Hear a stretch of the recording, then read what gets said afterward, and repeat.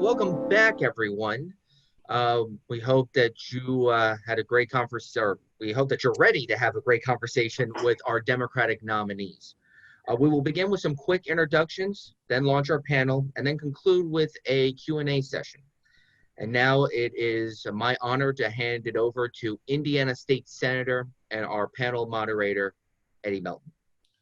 Thank you. Thank you so much. And thank you for allowing me to be with you all today and participate in this lunchtime discussion with our statewide nominees. My name is Eddie Melton, State Senator for District 3 here in Indiana, which represents Gary, Maryville, Hobart, Crown Point, Lake Station, and New Chicago. We're going to have a very intriguing conversation. We're going to talk about some of the issues that impact Hoosiers the most. And I'm excited to hear and learn more about where our nominees' thoughts are on these issues. So what we're going to do, we're going to start out with brief introductions. I'm going to give them all 2 to 3 minutes to introduce themselves and give a few remarks. But let me give you the lineup, and I'm sure you already know who it is, but also want to give them a special introduction. We have our Democratic Gubernatorial nominee, Dr. Woody Myers. We also have our Democratic Lieutenant Governor nominee, former State Representative Linda Lawson. Hold on one second. And we also have our Democratic Attorney General nominee, Jonathan Weinzapfel. So with that, I'll ask Dr. Myers if he can kick us off with his introduction. Well, thank you very much, Senator, for that kind intro, and it's nice to be with everybody this morning. I must say, Senator, I haven't seen you for a while. That new look is becoming of you, sir. Yeah. I might be a little jealous of your freedom to do that. It looks nice. Thank you. I am pleased to be with you. I'm, as most of you know, a third-generation Hoosier. I was a graduate. I am a graduate of the Shortridge High School, which is a part of the Indianapolis public school system. I am a physician. I'm the former Commissioner of Health for the state of Indiana under Governor Orr and Governor Bayh, and I've been Commissioner of Health in New York City, and I've done a number of other jobs in leadership throughout the nation, mostly healthcare related.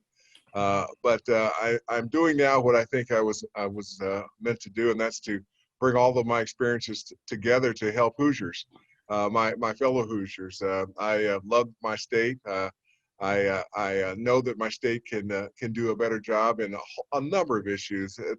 It's the healthcare infrastructure that needs to be improved. It's our education infrastructure, especially K through 12, that needs to be redone. It's our ability to attract new companies to our state and retain the current companies that we have in order to produce the new jobs of this century, the next century that we so desperately need and want for our young people to have, so they can grow their families here in the state of Indiana. So I just believe very strongly that Governor Holcomb has failed us on so many levels, as have his two predecessors, Mitch Daniels and Mike Pence, and we can do better.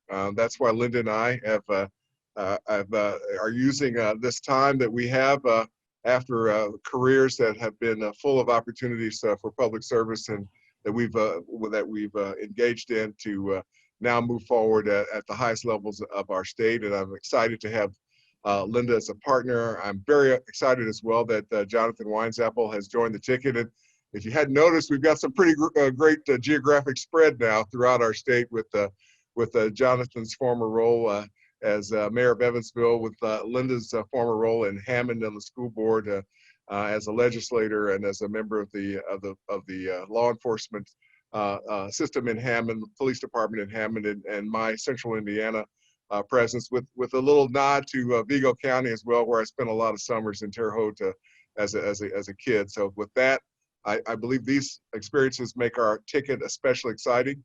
And we've got exactly 136 days to get this job done, and that's for all of us right now. So we've got to make sure that the folks that are listening in on this Zoom this afternoon are energized. They're going to be helpful to us with all of your youthful energy and bringing to our campaigns to get this job done. All right, thank you. And we'll turn it over to Representative Linda Lawson. Hi, Eddie. How are you? I'm well. How are you? What's going on in Lake County? That's a whole nother Zoom. Yes, it is.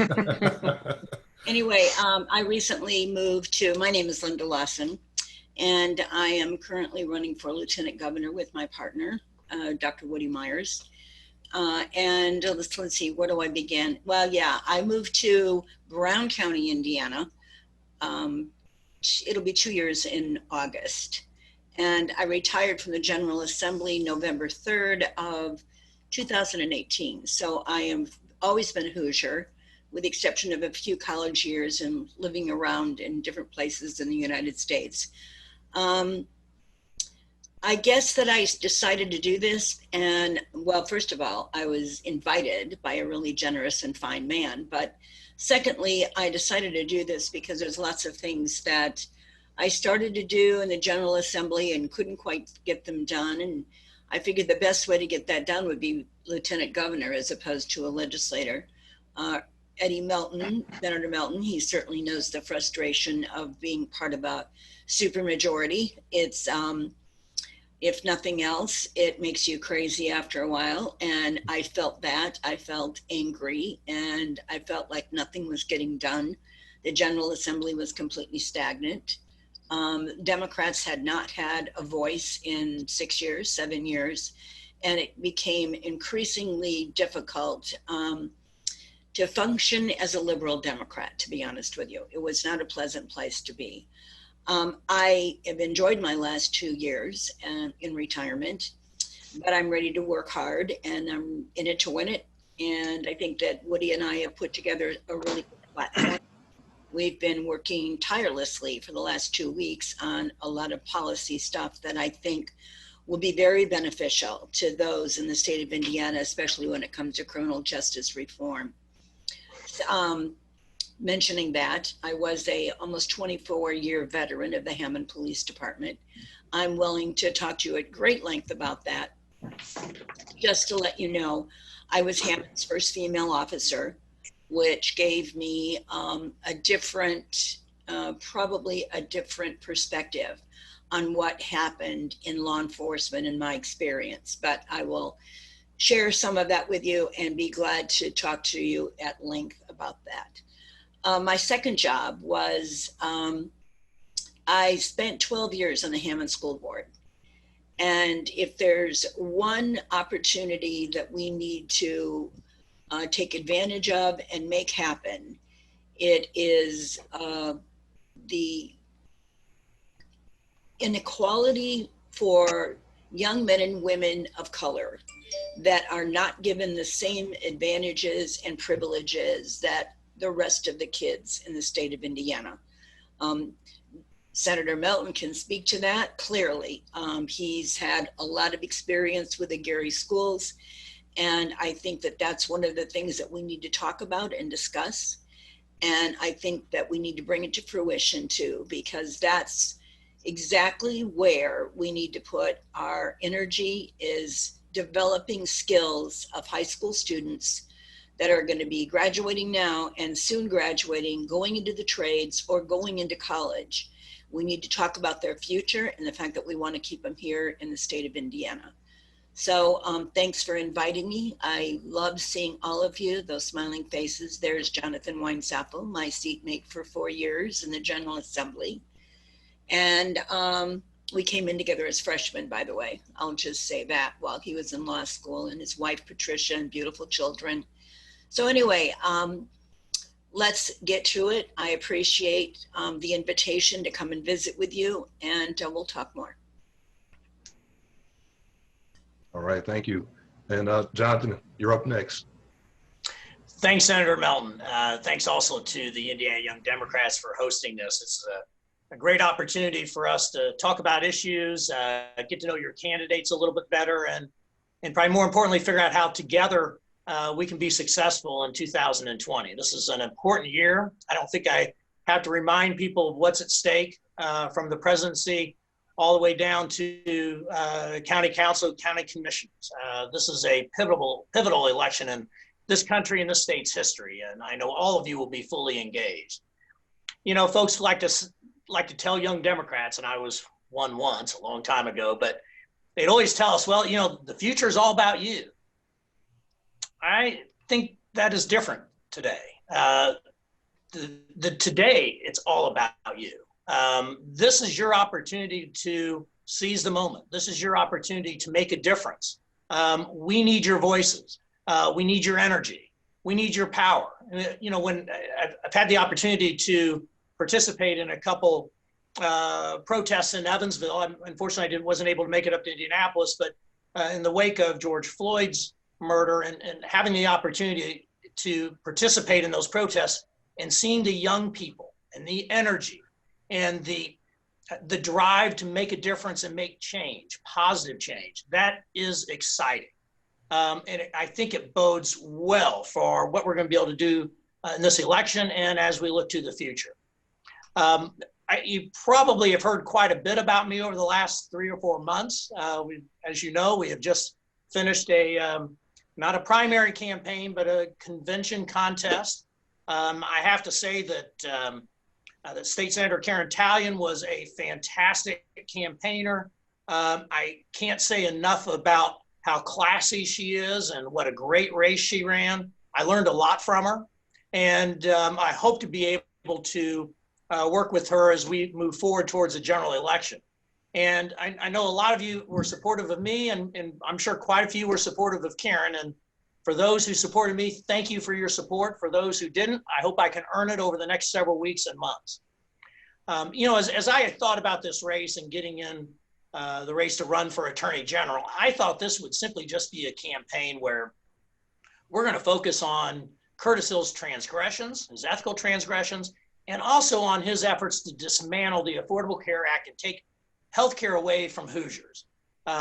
Both positions untenable. Both positions, I think, are worthy of removing him from office. However, over the last 3 months, it's become much more than that, as we are dealing with a global coronavirus pandemic that has capsized our economy, that has created such uncertainty with regard to our loved ones in nursing homes, our ability to retain our health care, what the future holds for our kids as they are going to school this coming fall, or for those who put their life savings in their small business. There is so much uncertainty, so much at stake, so much turmoil, and especially when you then add the murder of George Floyd and the issues that have come to the surface that have been ignored for too long. I think it creates the dynamics where we can seize the day, we can make a difference. People are looking for leadership. I'm not sure if they care it's Republican or Democratic, but they want good ideas. They want leadership. They want people that are going to be in positions of trying to make their lives a little bit better. And that's going to be their focus. And as Democrats, that's where our focus will be. So I'm excited about this campaign. I'm looking forward to campaigning with my good friends Woody and Linda. Together, we're going to get some great stuff done. But we're going to need you. We're going to need your enthusiasm. We'll need your energy, and we'll need your participation. So thank you for allowing me to participate in your convention today. Thank you. All right. Thank you both. Thank you all so much.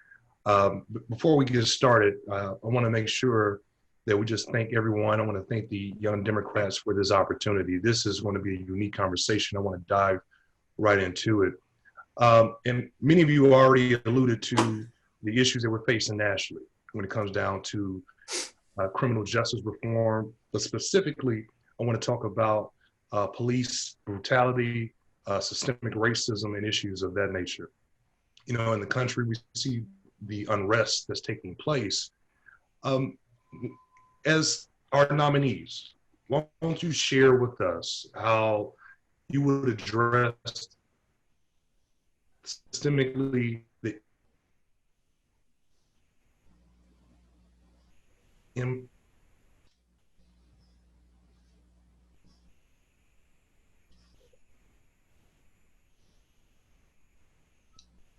Senator Melton, I think your connection is breaking up some, sir. I'm not able to hear the question. Can you hear me now? Yes. Yeah, now we can. We lost you about Hello? 15, 20 seconds ago. Can you hear me? Now Yes. we can, yes. But you're not moving, so I think there might be some kind of an internet problem. He's frozen.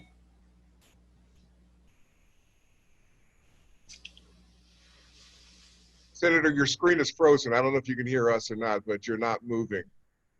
Woody and Linda, we could probably just kind of carry on with the questions. I think we have them in front of us, right?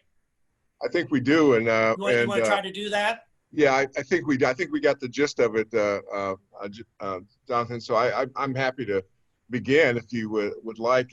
We have seen a tremendous upheaval in this nation as a result of what happened with George Floyd and with many others. Since the George Floyd murder, a number of others have come to light. And of course, we've had a history of these kinds of problems in our nation long before George Floyd.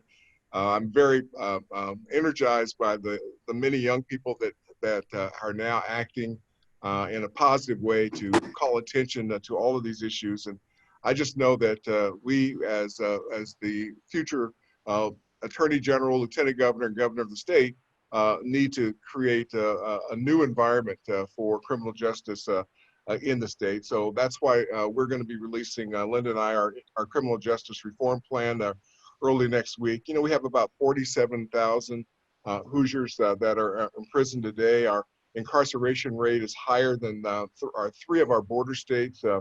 We know that our criminal justice system disproportionately affects the people of color in Indiana. And as governor, I know that we need to would take a holistic intersectional approach to justice reform, to criminal justice reform. So our plan is geared towards actively combating these injustices that we've seen and I think have been overlooked far too long. So we'll get into more details next week, but we've got to end implicit bias by dispute resolution and de-escalation training for our officers, and the Indiana Law Enforcement Academy is a great place for those activities to be centered. I think we need to ban chokeholds and other excessive force procedures in the state of Indiana. We need to require independent investigations for police misconduct, excessive force, and fatalities. And we need to support the local communities by expanding the services that are necessary in order to keep people fully engaged in the community, such as housing, transportation, and food access. All of those have a direct impact. And then finally, by investing in our public schools, we're going to give people opportunities that will keep them away from the criminal justice system. So those are just a few of the elements that we are going to talk more about over the coming week. I don't know, Linda, if you wanted to add into that, and Jonathan, I'm sure you're going to have comments on that as well. Are we still without Eddie, or are we just going to move forward? I think Eddie is kind of back, I believe. Senator? I'm back. Can you hear me? Yes. Yes, All we right, can. perfect. Yeah, We so lost I'll you open for up. a few minutes. I apologize. So those on the line, please feel free to go ahead and chime in on this on the subject here. Okay, I guess, go ahead, Jonathan. Go ahead, Linda, if you want to say a few words, and then I'll. Okay, most of, we have worked on our policy in the last couple of weeks on criminal justice reform, and it was not without a lot of work. I mean, there are so many things that that happen in communities based on what's going on with your local police department and the way that a city or a town designs what's going on in that community, and how the priorities of a police department, how it's changed since the 1990s. I was actually promoted in the mid-90s to be captain of support services, which was the largest department on the police department. However, it encompassed the majority of civilian employees too. The thing that happened that I started seeing was that instead of our blue, navy blue, and kind of a royal blue vehicle, we started going to black vehicles with a roll bar. it was intimidating to the people in the community. Hammond is a community of a large minority population, both Hispanic and Black. The other thing that I saw is that the programs of community policing were now being pulled back, and there wasn't a lot of interaction with people in the community.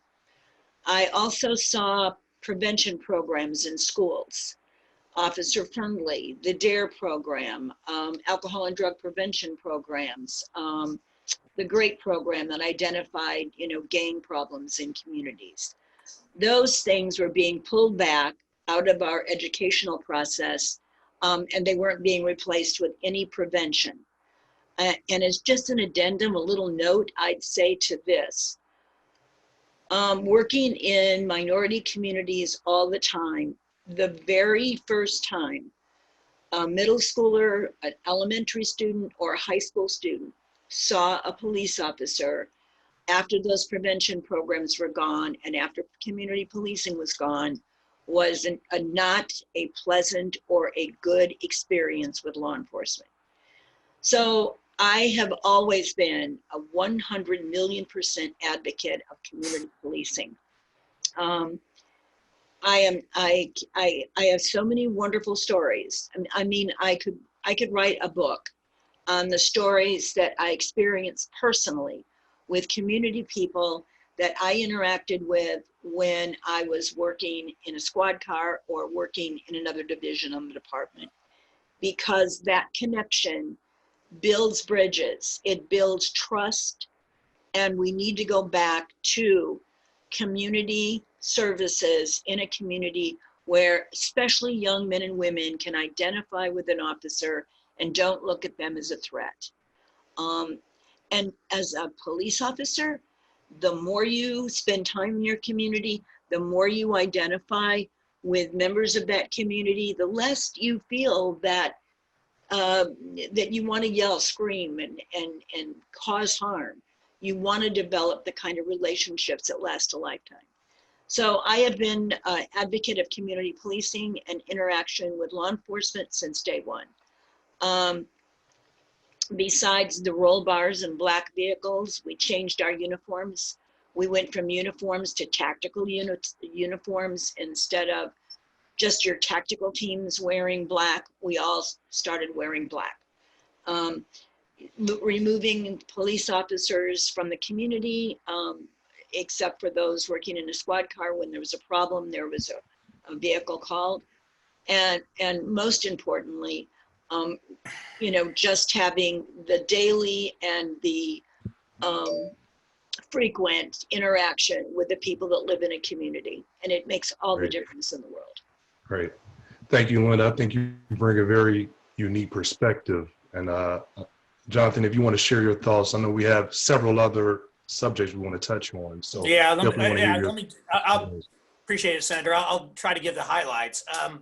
It seems to me that this is a great opportunity for us to really make a difference in criminal justice reform. The time is now. I would offer that it really should be guided by three principles. First, we have to make sure that we protect our communities. Right. That is the bottom line. That's the role of police. That's the role of law enforcement. But we have to do that in the context of reducing the need to build more jail space. As I have traveled the state, there are dozens of counties that are looking to build or expand their jail facilities. Right. If we build them, they will be filled up. And I'm not sure that's the right approach for us to take. And third, we have to have a criminal justice system that respects the humanity in each of us. And I can't emphasize that enough. So I think that's represented in several different initiatives. One, I think it's important to follow the lead of Marion County Prosecutor Ryan Myers and look to decriminalize possession of marijuana. I think it's important to be looking at expanding drug courts throughout the state. Probably maybe 60% of the counties have some type of alternative sentencing process to make sure people don't end up in jail for drug crimes and instead are rehabilitated and brought back into the community. I think there's a great opportunity to look at bail reform. Our criminal justice system really does punish the poor. And we need to find ways of making sure that justice is equal for everyone. And I think maybe the largest opportunity, and this could have a huge, profound impact on our system, is the litigation against opioid manufacturers and distributors. Basically, the state, communities throughout the state, states throughout this country have sued the producers and the distributors of opioids, basically trying to hold them accountable for their negligence.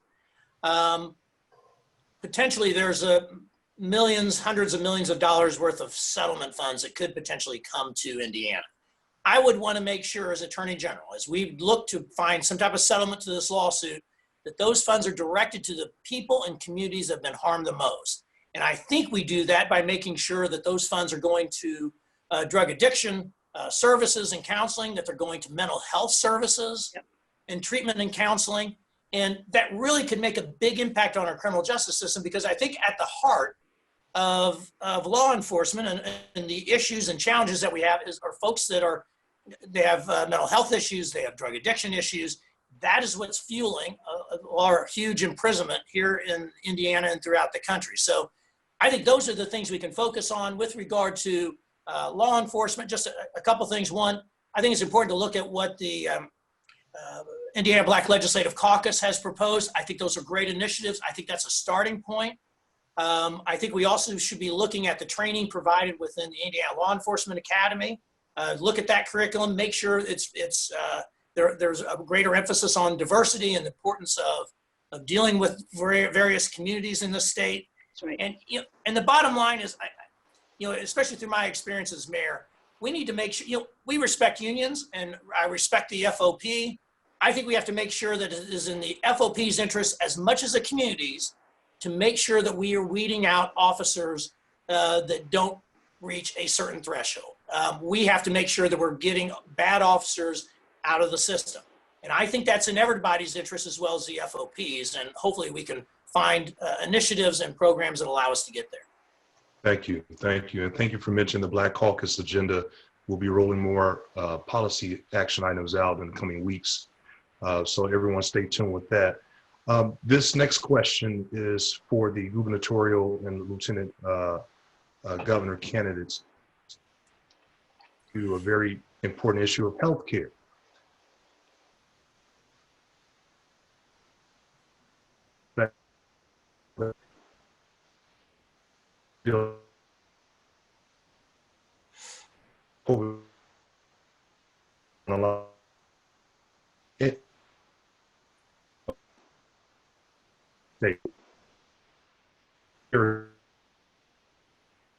I think Senator's having the same issue with his internet, perhaps, that he's had before.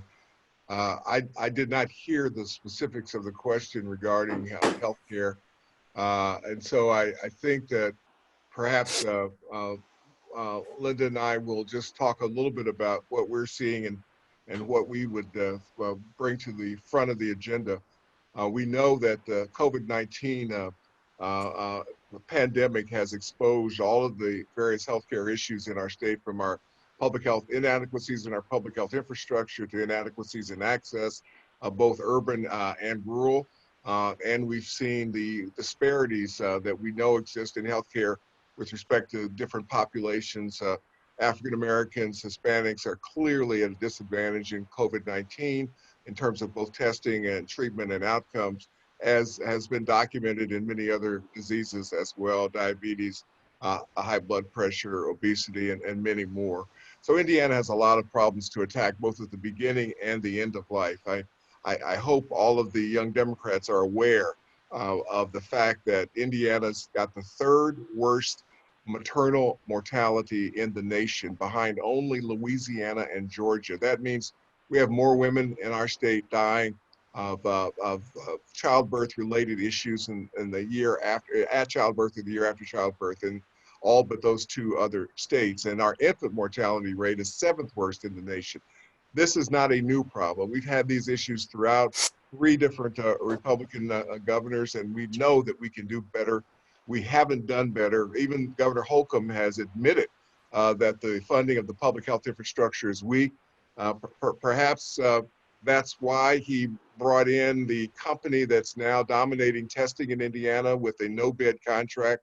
The fact that they gave him a $50,000 campaign contribution prior to that contract, I don't know if that had an influence on him picking them, but it sure looks somewhat suspicious. So all of those things are problems that relate to the generalized inadequacy of healthcare in our state. The high costs of prescription drugs, the high cost of hospital and clinic visits are an issue that we can attack as well. And the best avenues for that, as governor and lieutenant governor, will be through the three major populations initially that the governor's office manages. First of all, the population in the correctional institutions, that the health of the prisoners is the responsibility of the state through the governor.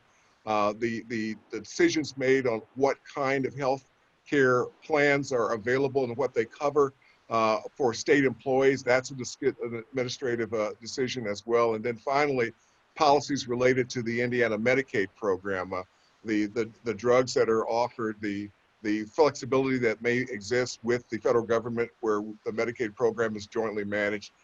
We'll spend a lot of time and energy concentrating on those immediate opportunities, as well as looking for legislation that improves our ability to manage the public health infrastructure, the inadequacies, the disparities that we know exist throughout the state. And that means giving folks like Dr. Walker in your county, Senator Melton, your health commissioner, who's dealing with a lot of issues that are specific to Lake County, but not getting all the help he needs and the county could use from the state. So we've got a lot of challenges to reach in healthcare, and that's just a sampling of the direction that we would go. Great. We want to move to Jonathan. I have a question for you, and if I cut out, please look at the chat box for the question. Curtis Hill has sued the federal government over the Affordable Care Act. What could this mean for Hoosiers if he is successful, and what does this mean for young people in the state under the age of 26? Frankly, I think this is probably the most important issue that we're going to debate over the next several months. Curtis Hill believes that the implementation of the Affordable Care Act is government overreach, and he has doubled down on his efforts to fight it, to find it unconstitutional, to overturn it, and to remove its protections that Hoosiers have been enjoying for the last, frankly, for the last 8 or 9 years. What it means is that if he is successful, there are 2.6 million Hoosiers with some type of pre-existing condition. If they have to go out on the market and find health insurance, if he gets his way, insurers will once again be able to discriminate against those individuals. They can either charge them exorbitant prices or deny them health coverage in total. That's just flat out wrong. There are also another 400,000 Hoosiers who have received health care through the Healthy Indiana Plan, put together by Mitch Daniels, expanded under then Governor Mike Pence, and now Curtis Hill's trying to take that away from them. I mean, 400,000 Hoosiers who now have health care. That will also be gone if Curtis Hill is successful. And for young people who are under the age of 26 under the Affordable Care Act, they are able to remain on their parents' insurance. So they have health benefits until the age of 26 by virtue of the Affordable Care Act. If Curtis Hill is successful, that provision will go away, and they will once again be struggling to find insurance as they're trying to find jobs that offer health insurance out in the community. So Curtis Hill's actions will have a devastating impact on Hoosiers of all ages, and it is inconceivable to me, especially in a pandemic, that he would seek to diminish and take away the health care currently enjoyed by hundreds of thousands of Hoosiers. All right, we're going to transition to education. This is for everyone on the panel. Both teachers and parents have issued complaints about the lack of funding.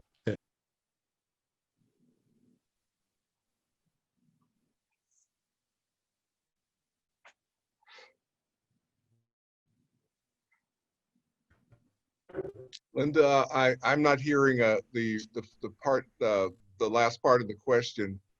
Senator Melton cut out again. I don't Can you hear me? Now we can. You cut out right at the start of your question. This is what happens when you have 6 people pulling on the same internet in the house. Right. This is why we've got to get better broadband services in the state of Indiana. There you go. There you go. Amen. How would you guys fix the funding of public education in Indiana? I think Linda wants to take the lead on the answering this, Senator. So you're giving her, you're mute, Linda. No, actually, I was giving my hands up to broadband since I don't have internet at least 3 days a week. Oh, wow. So yeah, there's a lot, and to dovetail into education, I do not have any idea how young men and women were able to get homework done over the last 4 or 5 months for the fact that there is no internet service. I mean, Brown County has very little. We only have 2 service providers, and I don't even know, and I'm close to the downtown area, but I'm only maybe 2 blocks from where the broadband ends. So the majority of kids don't live in this neighborhood, so I don't know what they've done for the last 4 months, and this is only a small county. The rest of the state is in just as bad a condition. As far as funding is concerned, we have not done what we needed to do for the state of Indiana when it comes to funding our education. I was on the school board for 12 years, and at least once a session, the superintendent of schools along with the school board would come down and talk to legislators about funding schools that have a large minority population. And we, as Hammond School Board, would meet with legislators, and they would talk to us about the fairness and the funding formula and how we were not being left out. And we knew that we were, and the discussions just went on and on and on. And I'm sure that Senator Melton has heard the same things. They've been saddled with a company that's supposed to be doing what's best for the state, the city of Gary, Indiana, and saddled with a contract that they don't need and shouldn't have. And if it were a different community, maybe things might be different. But it's not that the state of Indiana has done a good job of the way they fund cities and towns throughout the state of Indiana when it comes to fairness. And there is no fairness as far as when it comes to the charter schools that have been built in the state of Indiana, and how funding has gone to the charter schools and it's not gone to public schools. In fact, maybe 5 years ago, 6 years ago, there was a large debt that had been accrued by charter schools throughout the state of Indiana, and that debt was paid for by the state of Indiana. And public schools were not offered the same benefit, but the charter schools, their debt was paid for. And I'm not quite sure what the excuse was, but regardless of what the excuse was, it wasn't good enough to leave out the majority of students that are schooled here in the state of Indiana. So we need a different funding formula. We need to look at vouchers. We need to look at how we pay for virtual schools and how we pay for homeschooling, because as legislators and a state, we're paying for all of that now. So we need to look at how the formula is actually devised and where it goes and where it benefits people the most. So we need to produce the best product that we possibly can when we look at our high school seniors, and to make sure that they have a good start and they're able to go on and be a success in life. If they choose to go to higher ed, that's wonderful. If they don't, we need to be able to give them the skills that they need to produce themselves as good, viable Hoosiers. And we're not doing that. We're not doing it now, and we haven't done it for years. Could I quickly add on to that, Senator, that in addition to all the elements that Linda Lawson offered, we've got to stop wasting money. The Indiana Virtual Schools is a great example, a $68+ million contract that was approved by the Holcomb administration for a school that didn't truly exist. Right. And it was months and months and months before someone figured out that they were stealing the money. There's a federal investigation underway. We don't know the results yet. I hope someone is indicted. I hope someone is punished for that. But it's just yet another example of the lack of concern and lack of oversight and the focusing in on taking public resources and moving them away from traditional public schools. And Linda and I will do everything we can to stop that, to make sure that the money is going where it needs to go. And we've got to really reinvest in our public schools and the infrastructure that supports them, because obviously, without any doubt, that's our future. Yeah. Woody, if I may, that's a great segue. One of the first things that I will tackle is the fraud perpetrated by the virtual charter schools. Thank you. We need to hold them accountable, both civilly and criminally, if necessary. Right. I would make two quick observations. What I have seen over the last 15 years is a complete denigration of the profession of teaching. I think it's part of efforts by a Republican majority to, frankly, to dismantle and destroy the state teachers union. But through that process, they have taken away the professionalism that exists within the field of education. They treat kids like widgets, like it's a factory line, as opposed to looking at each kid individually and how do we move that kid along so that he or she can be the best person she can be, that he or she has every opportunity to succeed. In addition, I would think one initiative I think that would really make a difference is one that I put together in Evansville as chancellor of the Ivy Tech Evansville campus, and that is our Pathways Plus program.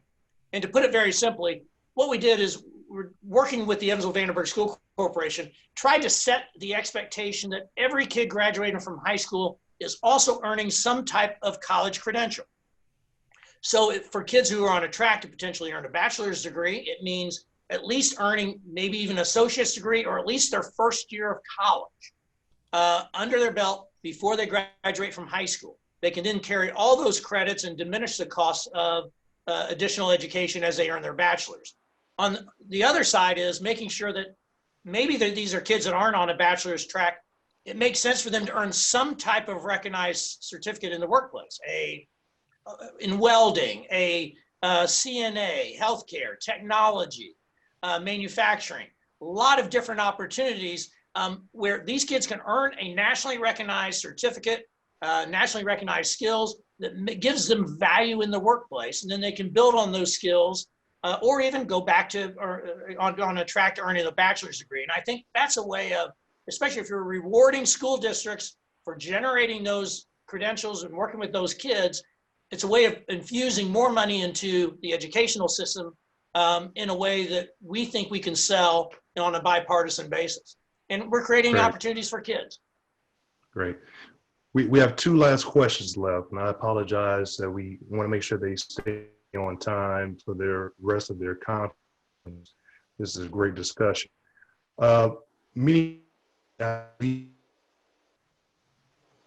would you do to help improve quality of life for you?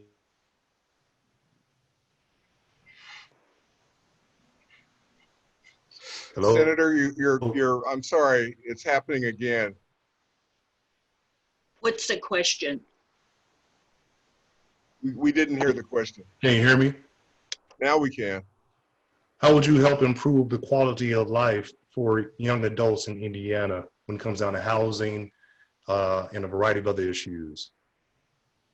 Well, we're going to have a major challenge over the next several years as we now try our best to recover from the devastation to the economy in our state, given COVID-19 and its lingering effects. First of all, we don't have a cure.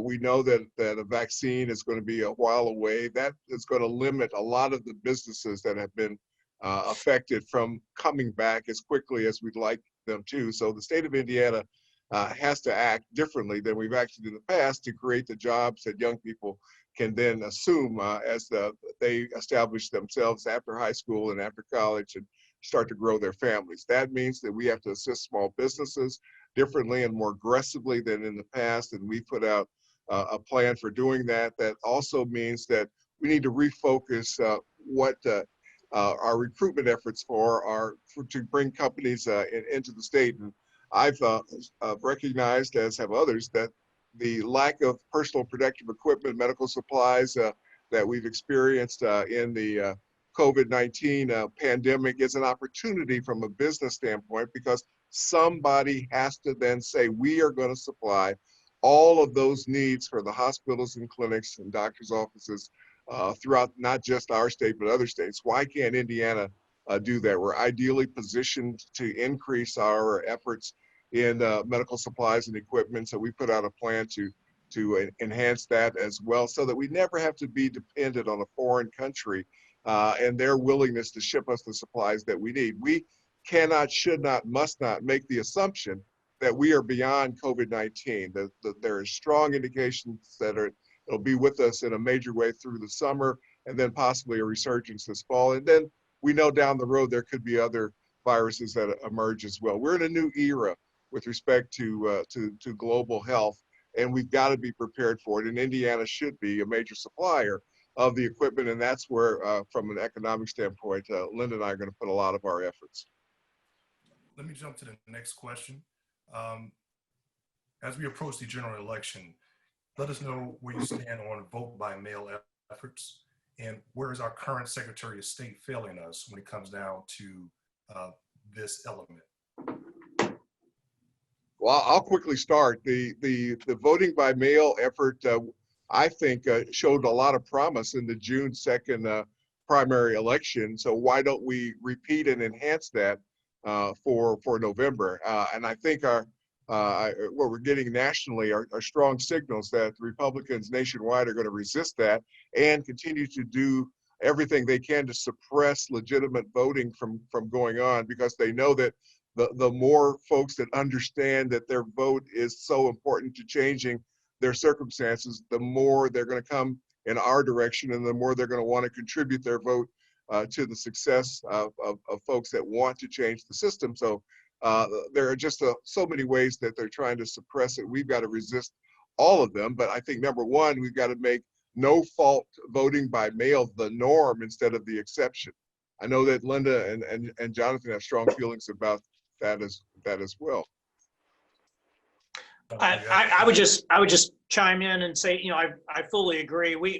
This ought to be every voter ought to have the opportunity to vote by mail, no question. And one of the challenges that we saw with the June 2nd primary, or the fact that in this pandemic, it is difficult trying to recruit people to work the polls. And as a result, the number of voting precincts, the number of polling sites throughout the state were decreased considerably, and it caused long lines.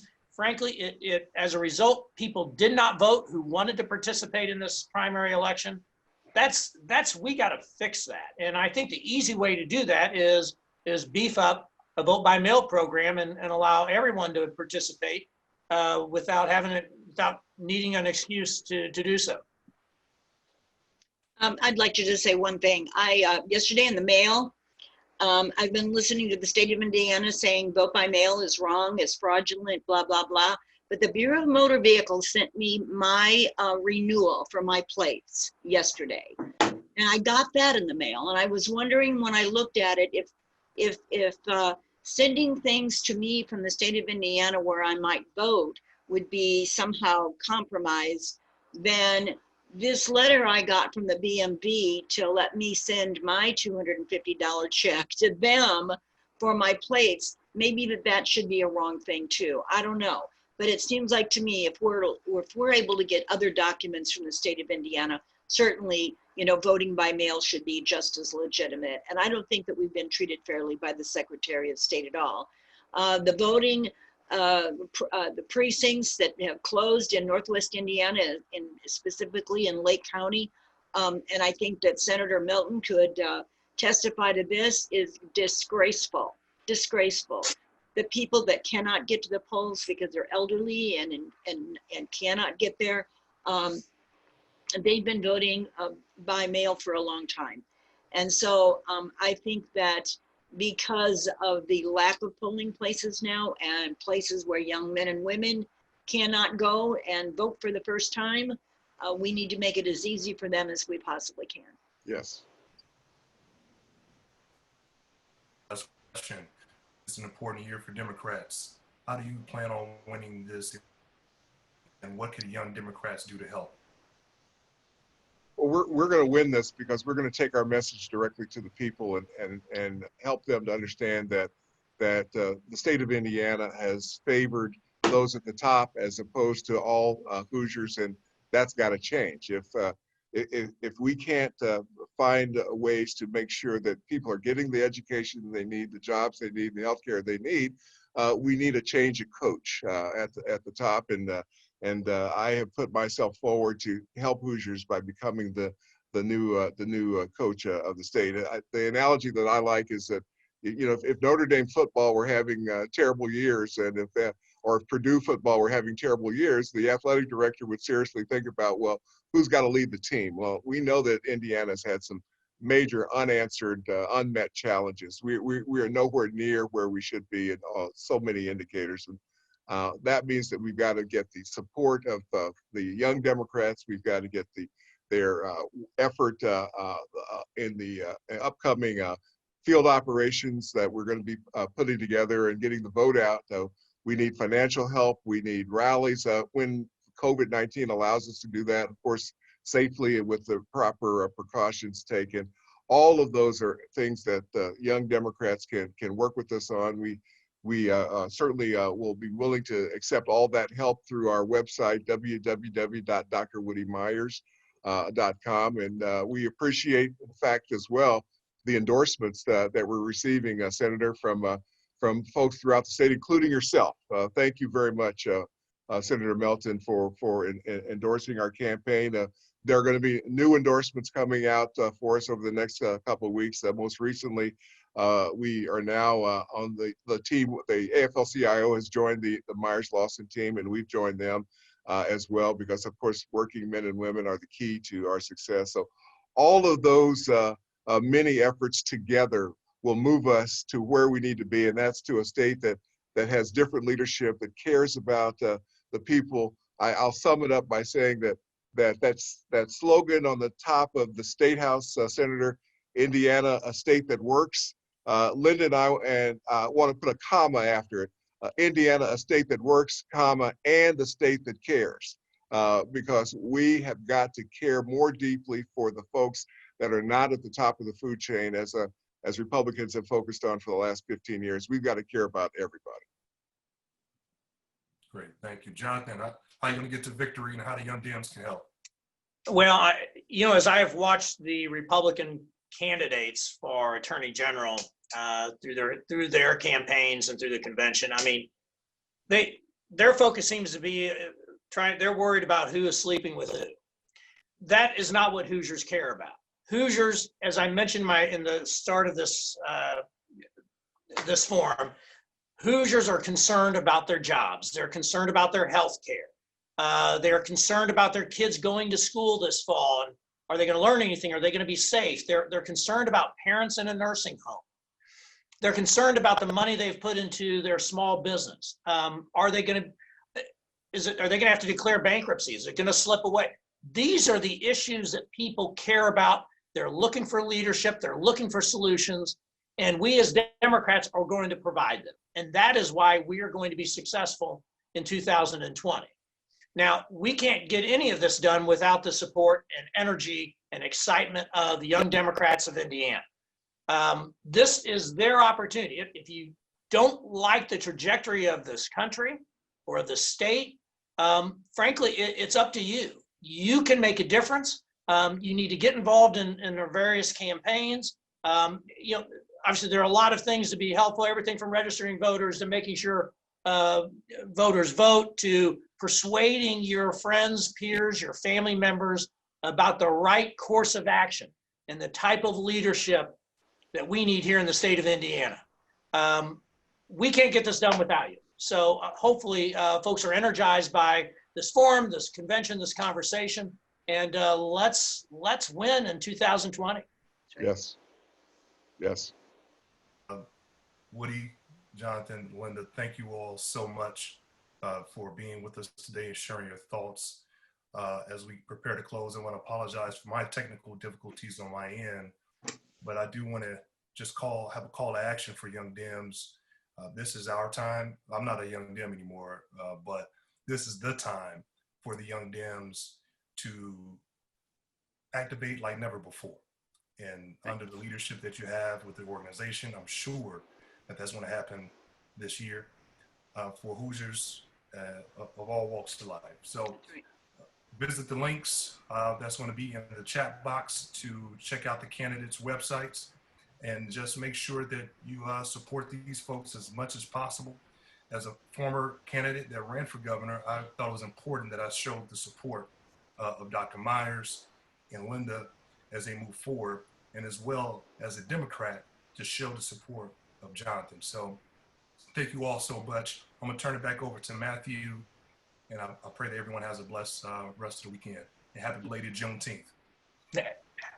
Happy belated Juneteenth and happy Father's Day to everyone. Thanks, Senator. Thank you. Thank you. Thank you for your leadership. Thank you. Thank you. Thank you, Senator Melton, and to our great panelists, Dr. Myers, Representative Lawson, and Mayor Weinzapfel. We appreciate you all taking the time to be here today and for addressing the Young Democrats. Our afternoon sessions have already begun, but everyone feel free to jump into one of them. You should have already received the webinar information for the training sessions you signed up for. If you didn't sign up or aren't sure where to find this information, please use the Zoom links in the chat. To give appropriate time to get transitions to the next sessions, we will leave the information in this chat. If you need immediate assistance, please email info@indianayoungdem.org, and someone will be available to assist you. Thank you, everyone.